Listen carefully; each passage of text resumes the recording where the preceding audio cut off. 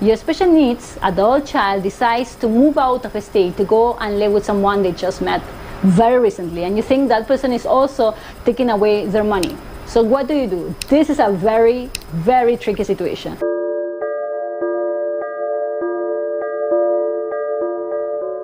Hi everyone, how are you? I'm doing great. Today's video is about, I believe, one of the many concerns parents of special needs children and adults have, which is the worry that our children will be taken advantage of by someone, especially if our child craves for friends, acceptance, and they happen to trust others very easily, which is the case of many of our kids. I'm pretty sure most of us have stories about our own children in these kind of situations. And of course, we want to be there to ensure our kids are safe, protected, and not being taken advantage of. But the truth is that we can't be there all the time. Sometimes the help we want to provide for our children is not welcome by them, because as they get older and they move towards adulthood, they want to navigate this world independently, mistakes and all. Of course, it is completely understandable, right? Because all of us are the same. But I think what worries us the most, especially as parents, is that sometimes these situations can turn very dangerous and very quickly, and we need to ensure to keep a very open line of communication with our children so they can understand the difference between being kind and being taken advantage of. So let me just give you two quick scenarios for you to think about. Situation number one: your special needs adult child decides to move out of a state to go and live with someone they just met very recently, and you think that person is also taking away their money. So what do? This is a very, very tricky situation. The first thing is to remain calm, even when your anxiety level goes up to the roof, because you cannot approach your child like that or in anger, because you know it will make things worse.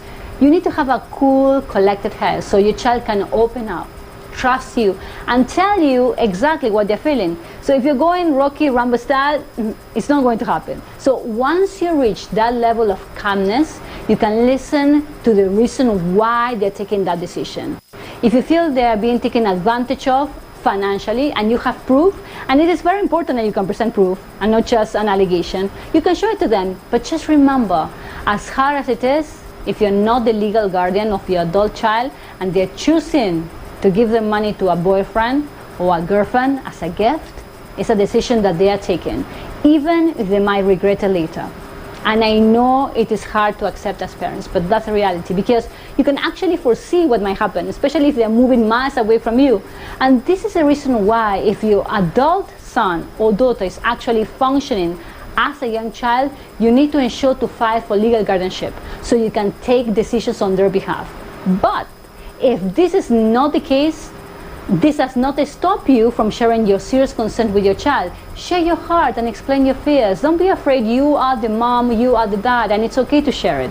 Situation number two is your son or daughter is hanging out with questionable characters that you feel are possibly using them for criminal activity. Now this is when things get complicated and scary, because if your child is not willing to listen, they might end up hurt, killed, or in jail. And once it can be proven that your son or daughter knew what they were doing, they will be held accountable, autistic or no autistic. And we saw a lot of these cases in the news. So in this kind of scenarios, it is extremely important to be very clear and direct with your son or daughter about the possible outcomes of their choices and the impact it will have not only in their lives, but the entire family. So sometimes having someone from outside the family can help, especially if you feel you're not being listened to. So if you know, for example, a thoughtful police officer, ask them if they can talk with your child about the danger of these quote-unquote friends, keeping always in mind a gentle, calm approach so the situation does not escalate and leads to a full-blown meltdown. I know it is not easy. It is not. My grandma used to say, small children, small problems, big children, big problems, and it is so true. However, we can never quit on our kids, right? So hang in there. Keep advising, keep talking.